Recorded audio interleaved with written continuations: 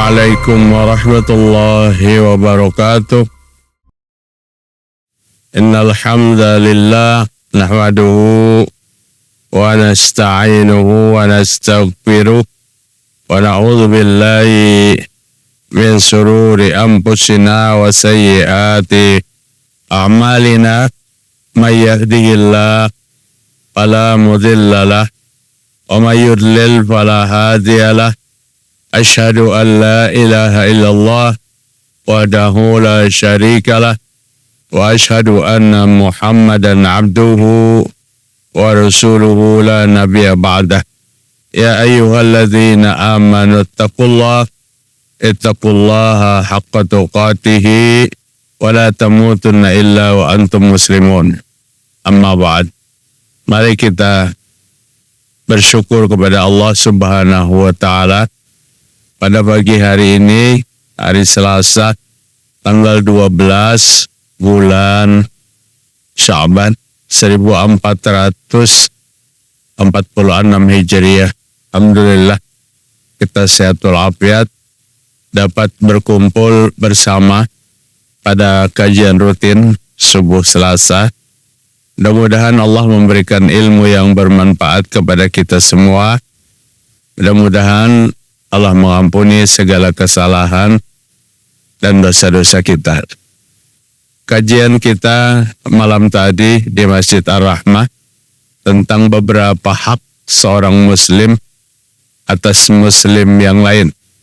Artinya ibadah itu berhubungan dengan interaksi antara manusia dengan manusia. Contohnya mengucapkan salam. Ada yang mengucapkan salam dan ada yang menjawab salam. Itu kan. Sampai Umar bin Khattab radhiyallahu an, kenapa ya Rasul, Abu Bakar kadang mau memberi salam, lalu setiap pertemuan kadang mau memberi salam, setiap pertemuan kadang mau memberi salam. Tapi ujar Nabi, apabila kau beri salam maka dia menyahut salam kah? Inggih, dia menyahut salam. Tapi dia kadang mau memberi salam berdahulu. Ujar Nabi, nanti ku panggil Abu Bakarnya. Telah dipanggil Abu Bakar, apa kata Abu Bakar? Ya Rasul, betul. Ulun kadang mau memberi salam berdahulu. Karena ulun sayang benar dengan Umar bin Khattab. Sehingga biar Umar mengambil pahala yang paling besar berdahulu, baru ulun. Kenapa? Karena memberi salam itu lebih besar daripada menjawab salam. Padahal memberi salam itu sunnah, menjawab salam itu wajib. Assalamualaikum. Ternyata itu besar sekali pahalanya daripada menjawab salam. Nah, ulun biarkan, kata Abu Bakar, Umar berdahulu memberi salam, biar Umar mendapat pahala yang lebih besar. Kemudian yang kedua tadi malam adalah tusmitul atis, mentasmitkan orang yang bersin. Indahnya dalam Islam itu luar biasa. Mendengar orang wahim aja yang mengucapkan Alhamdulillah, maka ada jawabannya. Supaya apa? Nang wahim berpahala, nang menjawab berpahala. Tapi pada suatu hari mendengar itu orang Yahudi, wahim dihiga Nabi. Terus dihiga Nabi wahim. Dan orang Yahudi itu mengucapkan apa? Alhamdulillah imba wahim tadi.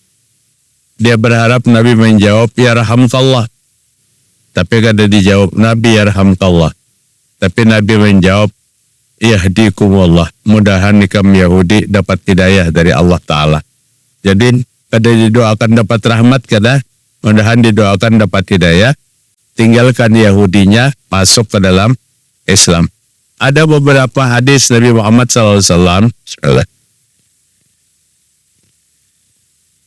yang disampaikan kepada kita menjawab orang yang bersin itu. Kuncinya satu, orang yang bersin itu harus mengucapkan Alhamdulillah. Maka dalam sebuah hadis yang diriwayatkan Imam Bukhari, dalam kitab Sahih Bukhari, orang yang bersin itu harus mengucapkan Alhamdulillah. Jos wahim, Alhamdulillah. Maka orang yang berdekatan dengannya mengucapkan tasmitul atis dengan mengucapkan yarhamkallah. Alhamdulillah ujarnya, mudahan ikam dapat rahmat dari Allah Ta'ala. Jadi saling mendoakan. Atau di dalam hadis yang diriwayatkan Imam Bukhari pada kitab Adabul Mufrad, pakai Rabbil Alamin, Alhamdulillahi Rabbil Alamin. Boleh? Cos wahim Alhamdulillahi Rabbil Alamin. Juga sahih hadisnya. Alhamdulillah sahih. Alhamdulillahi Rabbil Alamin juga sahih. Atau Alhamdulillahi ala kulli hal. Apabila wahim kita mengucapkan Alhamdulillahi ala kulli hal. Itu diriwayatkan Imam At-Tirmizi, juga sahih. Atau membahnya wahim Alhamdulillahi hamdan kasiran tayyiban mubarakan fihi kama yuhibbu wa rabbuna wa yarda. Jarang pang mendengar rangka ini nih. Lagi pula apabila rangka ini bisa itu sami Allahu liman hamidah. Karena ini bacaan waktu tidak lah. Tapi jika ada yang membaca kayak ini juga benar. Jos wahim Alhamdulillah hamdan kasiran tayyiban mubarakan fi kama yuhibbu rabbuna wa yarda. Itu boleh. Kepanjangan bacaannya pasti semuaan memilih nang imbawahim mengucapkan alhamdulillah. Itu kada betah kada paham. Idza tasyahadukum falyusammidhu jalisahu, apabila salah seorang wahim dalam sebuah ruangan malam ini, pagi ini, ada yang bersin, falyusammidhu, maka orang-orang yang terdekat yang dalam satu ruangan itu mentasmidkan cos wahim alhamdulillah, maka ucapkan yarhamkallah. Wa in zada ala salasin, tapi apabila wahimnya lebih pada 3 kali, fahuwa maskum, kata Nabi, maka dia bujur-bujur peluk. Mun wahim to lebih pada 3 kali, peluk ngarannya. Wala tusammitu ba'da salasi marrat, kadosa diucapkan alhamdulillah apabila lebih pada 3 kali. Artinya batasnya mengucapkan alhamdulillah itu sekali, 2 kali, 3 kali. Apabila ke-4 kali atau ke-6 kali, kada perlu diucapkan lagi. Karena itu betul-betul peluk. Artinya ada kau menahari lagi ya. Nah, kemudian yang berikutnya malam tadi sudah diceritakan adalah memperkenankan undangan. Apabila diundang, maka memperkenankan undangan. Bapak hadirin rahimakumullah, Abu Hurairah berkata, Nabi bersabda, syarrul ta'am ta'amul walimah. Makanan yang paling buruk itu, makanan yang paling kada baik itu, makanan walimah. Orang berpengantenan, makanan yang disuguhkan, jadi makanan yang paling kada baik. Apa alasannya? Tuda'ala hal agniya wa tatrukal fuqara. Orang fakir kada diundangnya, orang kaya-kaya aja diundangnya. Jangan jadikan kondisi makanan yang kita siapkan dalam walimah anak cucu kita menjadi makanan yang terburuk. Karena apabila undangan yang berpilih, maka ini makanan yang terburuk. Orang-orang yang kaya-kaya diundangi, orang yang fakir bahigaan rumah kada diundangi. Walam yujibud da'wata faqad asallaha wa rasulah. Waman lam, siapa yang kada memperkenankan undangan, maka dia bermaksiat kepada Allah, bermaksiat kepada Rasul. Saking pentingnya kita itu menunaikan undangan tuan rumah, maka kita perkenankan, dihukumkan kita bermaksiat kepada Allah dan Rasul kalau tidak memenuhi undangan itu. Fa'in kana muftiran fayut'am wa in kana shaiman falyada. Jika kamu yang diundang itu dalam keadaan berpuasa, boleh kamu berbuka. Jika kamu kada akan berbuka, falyada, maka jangan berbuka. Cukup datang, kemudian sampaikan doa, barakallah, unik. Ya kurang pak, ayo makanan dan sebagainya. Terserah aja kita menolaknya dengan apa? Dengan bahasa-bahasa akhlakul karimah. Terima kasih dan seterusnya dan seterusnya. Jadi boleh makan, boleh kadang apabila dalam puasa. Esoknya hari Arba kita puasa Ayyamul Bid. Dalam 3 hari Arba, Kamis, Jumat 13, 14 dan 15. Jadi orang puasaan sehari, kita 3 hari puasanya. Karena ini nang sahih hadisnya. Ini sahihnya.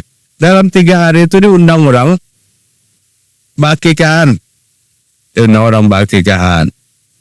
Maka datangi orang menagi bakikan tak. Nah, kemudian karena muftiran, amun anak buka makan makanannya. Wain karena saiman, jika anak meneruskan puasa, paling jangan dimakan. Cukup sudah syarat kita datang memenuhi undangan itu. Nah kemudian yang berikutnya, Nabi Muhammad SAW katakan, Manduya palam yajib pokot asallah wa rasulah. Siapa diundang, maka kada mau memperkenankan. Kada pernah datang apabila diundang tuh. Maka orang itu bermaksiat kepada Allah dan Rasul. Kemudian, wa man dakhala ala ghairi da'watin, tapi siapa yang datang kada diundang. Diundang itu kada pernah datang. Ini maksiat. Tapi yang kada diundang datang. Dakhala syariqan, dia masuk dalam keadaan sebagai pencuri. Nauzubillah min dzalik. Wa kharaja mughiran, dan dia keluar setelah selesai makan sekenyang-kenyangnya, mughiran, sebagai rampok komun bahasa kita. Berbahaya banget tuh. Kada memperkenankan maksiat. Datang kada diundang sebagai pencuri. Nabi Muhammad SAW membawa beberapa sahabatnya dari Masjid Nabawi pada saat salah seorang sahabat melaksanakan walimah kecil-kecilan. Kemudian setelah Nabi sampai ke muka pintu, kata Nabi, aku membawa 2 orang sahabatku dari masjid. Jika kau izinkan, kau bawa dia masuk. Kalau kau kada mengizinkan, kau suruh dia pulang. Oh, bujur-bujur Nabi kada mau memaksakan. Nah, atau menkolar bepada di situ, bepada pada ulu. Tapi lemun-lemun ini jamaah akikah tu bina paham seberatan. Saat bawa rombongan lah. Oh sudah mantap sudah kalau bawa rombongan tak. Artinya buat aja seibak-ibak mobil tu rombongan karena itu halal, itu halal.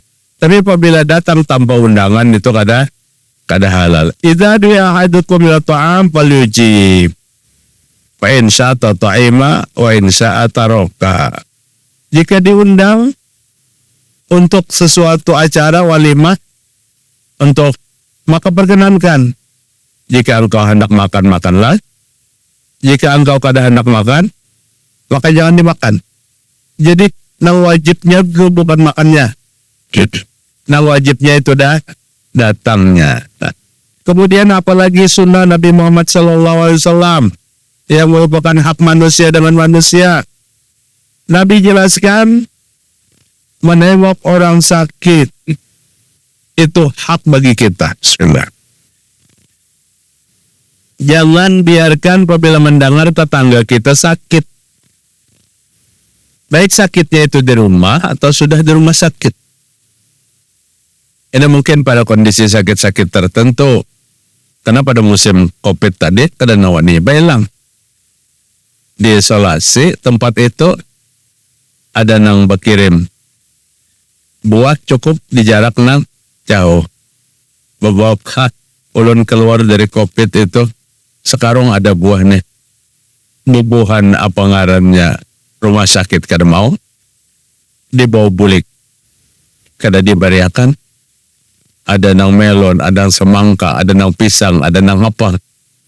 Kada teh makan nang bubuhan perawat kada mau jo makan. Beda pada kondisi ini. Ayo jo pada akan dimakannya.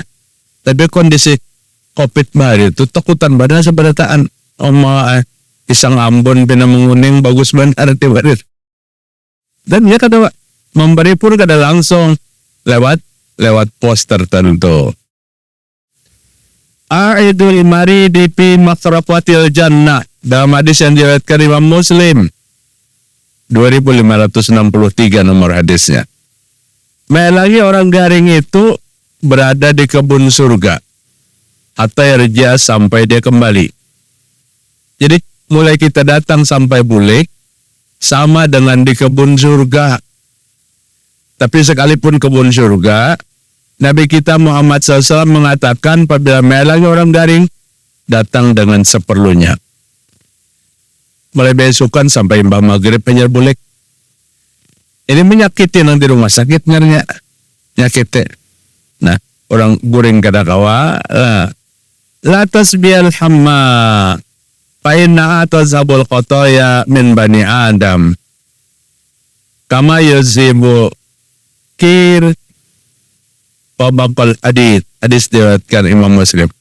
Jangan kalian mencaci al-hamma, sakit panas. Mariap dingin, jangan dicaci. Sakit panas jangan dicaci. Karena setiap penyakit yang menimpa tuzhibul khotoya ya, menggugurkan dosa kita. Menggugurkan dosa seperti yusibul kiro, gugurnya karat-karat besi pada saat dibakar dan dipukul. Karat besi itu dibakar, tukang besi kan, besi yang betagar-tagar itu dibakarnya, kemudian dipukul. Bersih itu jadi bersih, padahal besi bakarat. Nangka itu dosa-dosa yang menyelimuti orang yang suka membesuk orang sakit, melangi orang sakit. Disunahkan membaca doa apabila menengok orang sakit. Apa doanya? Nabi mengajarkan. Lamun kita hafal, lamun kita kada hafal, didoakan mudahan Allah memberikan kesembuhan. Mudahan Allah mengangkat penyakit pian. Kayak itu. Allahumma rabban nas azibil ba'sa ishfi. Wahai Allah, Tuhannya seluruh manusia, maka sembuhkanlah penyakitnya. Ishfi, sembuhkanlah ya Allah. Sebut namanya. Siapa yang garing? Anta syafi, engkau maha penyembuh. La syifa illa sifauka. Tidak ada kesembuhan kecuali kesembuhan dari engkau. Syifa'un la yughadiru saqama, yaitu satu kesembuhan yang kada berbulik-bulik lagi penyakitnya. Dalam hadis saya ini dipadahi kita doanya itu. Allahumma rabban nas azhibil ba'sa anta syafi la syifa illa syifauka syifaan la yughadiru saqama. Boleh berapa orang yang hadir kemudian mendoakan semuanya. Itu disunahkan oleh Nabi Muhammad sallallahu alaihi wasallam. Setelah mendoakan, Nabi meletakkan tangan di atas dahi orang yang sakit. Telah diletakkan tangan, diberikan kabar gembira, dihibur orang anak mati. Jangan banyak komentarnya menyakitkan. Bemandak tangan di kepala. Ikaw ni panas bener panggil. Tahu orang garing panas kalau jadi komentari panas. Kemudian at'imul ja'i wa adur marid, beri makan orang yang perlu makan dan elangi orang yang garing. Orang yang sakit itu dielangi dan makanan itu berbagi. Ini termasuk bahagian daripada apa? Daripada hakul muslim alal muslim. Hak orang Islam atas orang Islam. Nah, kemudian hak yang berikutnya yutbi'ul janazah, mengikuti jenazah. Apabila terjadi kematian, maka antarkan sampai ke kubur. Bismillah. Mengikuti jenazah sampai ke kubur. Al-Barra radhiyallahu an qala amarana Nabi sallallahu alaihi wasallam bittiba'il janazah wa iyadatil marid wa ijabid da'i wa nasrul mazlum. Aku disuruh Nabi untuk apa? Mengikuti jenazah sampai ke kubur. Lihat di lapangannya dulu Pak. Kenapa? Karena jenazahnya di Madinah itu di Masjid Nawawi. Menguburnya di Baqi. Jarak bakilan Masjid Nabawi itu kurang lebih setengah pal, kurang lebih 500 meter. Bagaimana dengan mensolatkan di Masjid Al-Jihad, menguburakannya di Gambut, di Pematang di situ. Nah, di sini kondisinya banyak yang kan bisa berhadir untuk mengikuti jenazah. Nabi Muhammad SAW, apabila digotong jenazah, maka Nabi berada di muka. Aku, kata Umar, berada di belakang. Dengan Abu Bakar, Nabi berada di muka. Maka Nabi yang bersuara, buka jalan kalian, buka jalan, ini jenazah lewat. Jadi perdanya tuh mulai bahari. Apabila jenazah lewat tuh kita menggunakan jalan ini bakalah. Kayak itu nah. Bakalah. Cuma mobil jenazah nang laung-laung tuh bujur-bujur ada jenazahnya. Ini jenazahnya kan ada dibuyakan jo, saling nyaringan, tapi per orang ke pinggir. Itu namanya menipu untuk mengambil kemudahan di jalan. Kemudian wa ijabatid da'i wa iyadatil maridi. Tengok orang yang sakit. Wa ijabatid da'i, perkenankan undangan orang yang mengundang. Wa nasrul mazlum, tolonglah orang yang dizalimi. Wa ibraril qasam, mengikuti orang yang sudah bersumpah. Amun bersumpah tuh kadang-kadang lebih tinggi daripada itu. Kita wajib percaya. Cuman ujar sebagian orang, itu sumpahnya orang Arab. Kalau sumpahnya orang Banjar, hampir kada kawade dipercaya. Sudah bersumpah bandak Al-Quran di atas kepala. Orang Indonesia sebagian melanggar sumpah tetap. Sebenarnya kada ada alasan untuk tidak mengikuti kalau dia bersumpah. Bujur kali kamu melihat, bujur. Demi Allah, maka percaya. Tapi karena persaksian palsu diperdagangkan dan bersumpah nambah saksi, yang penting dapat duit, ini yang menjadikan nilai sumpah itu rendah. Padahal demi Allah itu ucapan yang tertinggi. Wa salam, Nabi menyuruh untuk menjawab salam. Wa tasmid, dan mentasmidkan orang yang bersit. Bersabda, la tutba'uz zanajatu bisauti wala narin. Abu Dawud meriwayatkan hadis ini dalam hadis yang sahih. Jangan kau ikuti jenazah itu dengan suara yang keras, berbicara yang keras, wala narin, dan jangan menyalakan api.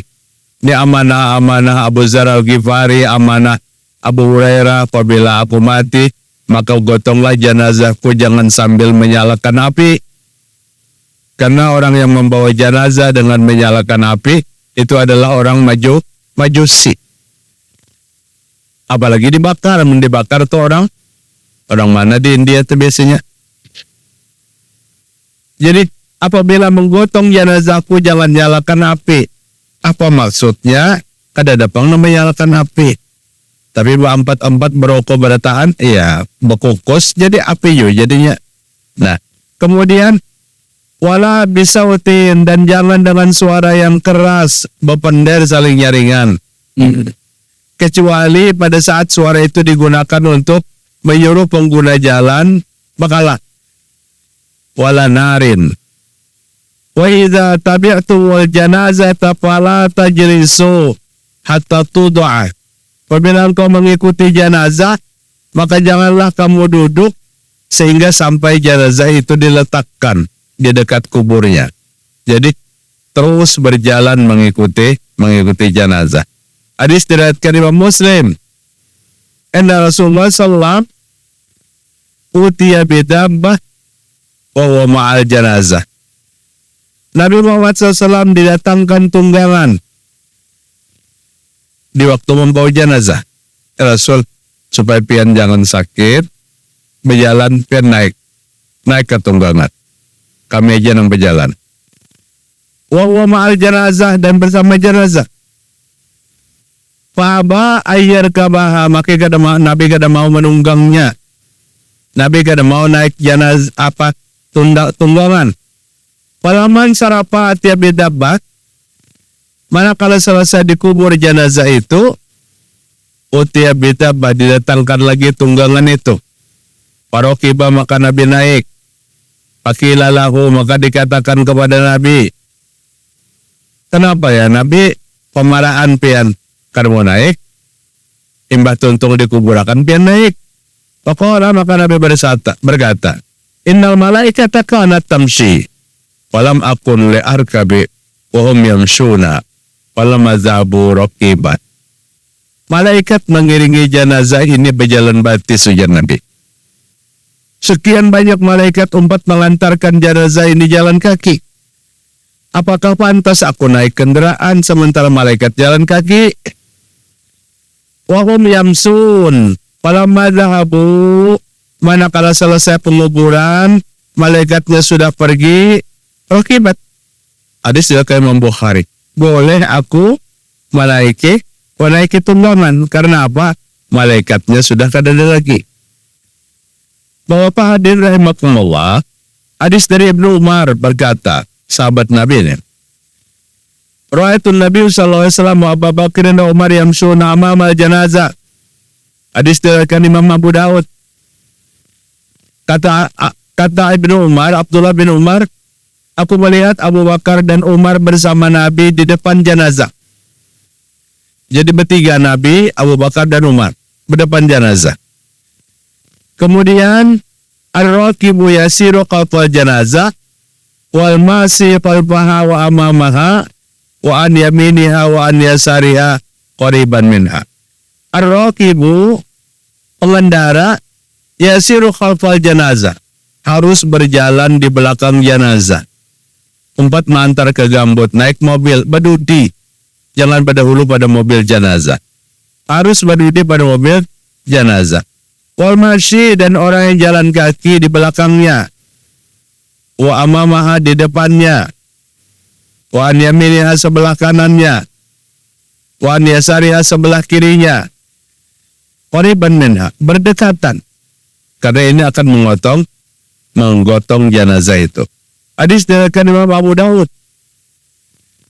Dari Abu Hurairah radhiyallahu anhu, manittaba janazah muslim imanan wa ihtisaban wa kana ma'ahu wa yusalli 'alaiha wa yabzugha fi dafaniha fa innahu yarju minal ajri bi qirataini kullu qiratin misla uhudin wa man shalla 'alaiha summa raja'a qila an tudbira fa innahu yarju bi qiratin.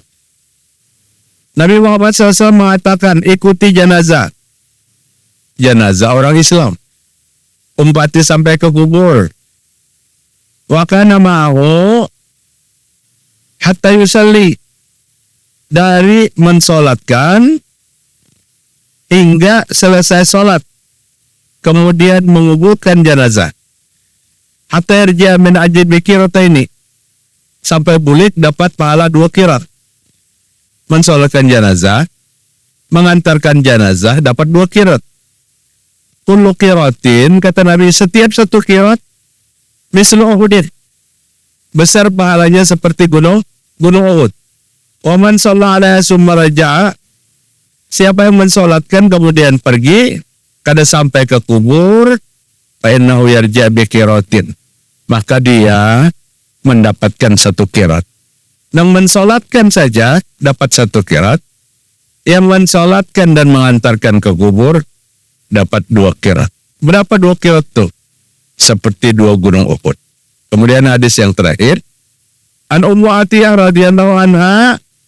Ummu Atiyah, seorang perempuan sahabiyah, tukang mandi jenazah perempuan di zaman Nabi.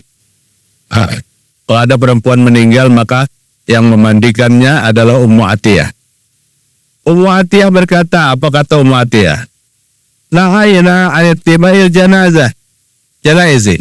Rasul melarang kepada kami para wanita mengumpati jenazah. Berbinian kada seumpat jenazah.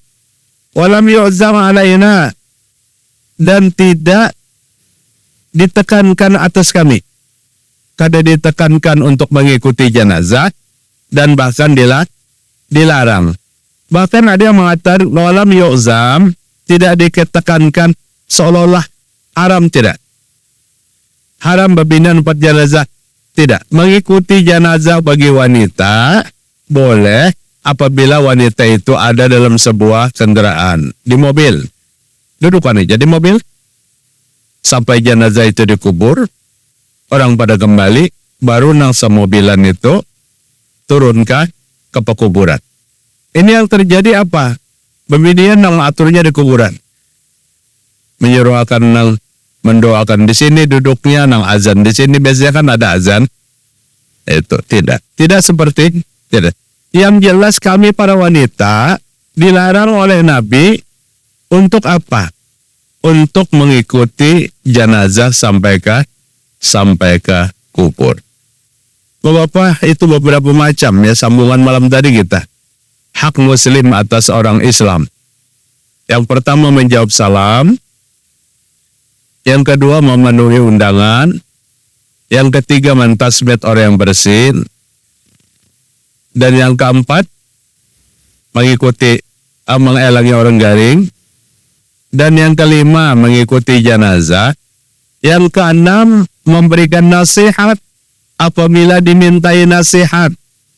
Ada orang minta nasihat, diberikan nasihat. Kadang-kadang memberikan nasihat tidak ada wani. Kenapa?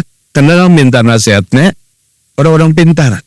Bapak-bapak tahukah kita, orang dalam kondisi dapat musibah itu membungul. Biar seorang profesor bisa hanya minta nasihat kepada orang yang hanya berpendidikan SD. Karena ini pumputnya kok kalau pikir na buntu nak jariya. Men sudah jariya buntu tuh, apakah yang kita bisa nasihatkan? Paling tidak kita memberikan nasihat, sabar atas segala musibah yang Allah timpakan. Semoga Allah menggantikan yang lebih baik. Mendengar Allah menggantikan yang lebih baik, lo jaga temata. Karena nang mati bini, kasihan nang bini. Dan itu doa. Inna lillahi wa inna ilaihi raji'un. Allahumma ajurni fi musibati wa akhlif li khairan minha. Ya Allah, gantikan musibah ini dengan sesuatu yang lebih baik. Demikian dulu Bapak-bapak apa yang dapat Nun sampaikan pada kajian pagi hari ini. Mudah-mudahan bermanfaat bagi kita semua. Mari kita tutup dengan doa kifarat majelis. Subhanakallahumma wa bihamdika asyhadu an la ilaha illa anta astaghfiruka wa atubu ilaik. Wassalamualaikum warahmatullahi wabarakatuh.